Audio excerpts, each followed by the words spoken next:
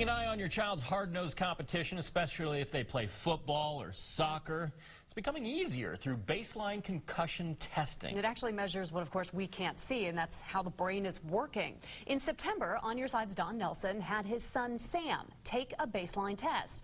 Well, now that football season is over, they went back to compare notes. The calls to the concussion clinic have gone up 2 to 3 times what they were last year.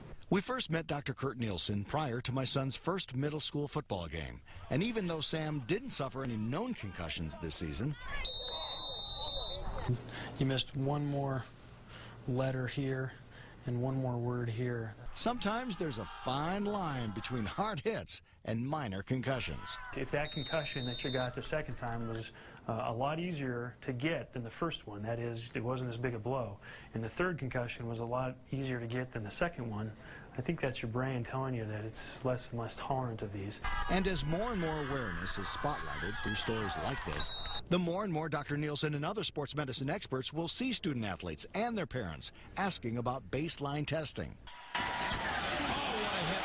Folks are seeing their heroes who are being felled by these kind of things and having maybe long-term disabilities.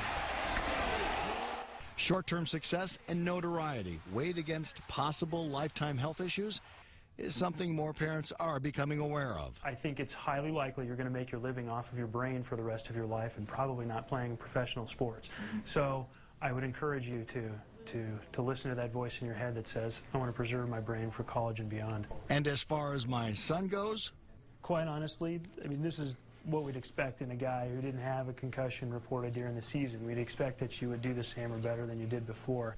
which is good news, but only until next year.